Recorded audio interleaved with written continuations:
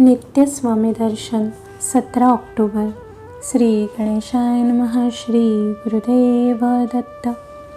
स्वामी समर्थांच्या चरणी आपण एकदा का विलीन झालो की स्वामींना आपण आपले सारं सर्वस्व अर्पण केले की लक्षात येते की स्वामी समर्थ भरून आणि भारून आहेत.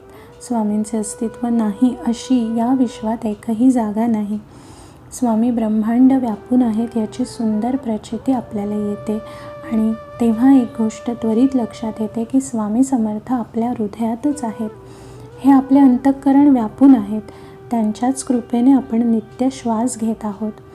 ही जाणीव झाली की आपण स्वामीमय होऊन जातो.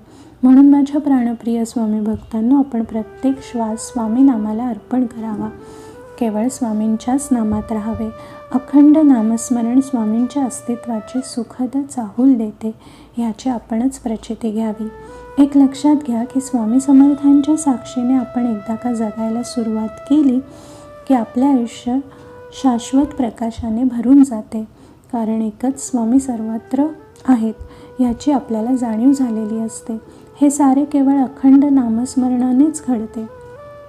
एकदा का आपण स्वामींच्या चरणांशी विलीन झालो की संपूर्ण त्रैलोक्य आनंदाने डोलू लागते. त्या क्षणी एक तीव्र जाणीव होते की स्वामी समर्थ हेच खरे आपले मायबाप आहेत. स्वामी अनाथांचे नाथ आहेत. ही खूण त्यांच्याच सहवासात जाणवते, पटते. त्या क्षणी आपले अनाथपण संपते. आपण स्वामींच्या सहवासात सनाथ होतो.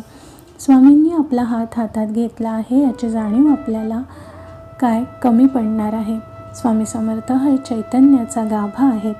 त्या चैतन्याच्या प्रकाशात हे विश्व उजळून निघालेले आहे. हे सारे अनुभवण्यासाठी आपल्याला आपला भक्तिमाथा स्वामींच्या चरणांशी प्रेमाने टेकवावा लागतो. मुखाने त्यांचेच नाम घ्यावे लागते. केवळ अखंड नामाने स्वामी आपल्याजवळ येतात. स्वामींना जोडणारा धागा म्हणजे त्यांचे नाम. त्यांच्यापाशी स्वामी स्मरण आहे, नाम असते. त्यांना आयुष्यात काही कमी पडत नाही. म्हणून तुम्हाला एकच गोष्ट आवर्जून सांगतो की स्वामी नामाशी एकरूप व्हा. त्यांनाच फक्त प्रेमाने हाक मारा, त्यांची पूजा करा, त्यांच्या नामात राहा. म्हणजे सुख सभोवती दाटून येईल. आनंद साम्राज्याचे तुम्ही धनी व्हाल. श्री गुरुदेव दत्त. श्री गुरुदेव दत्त.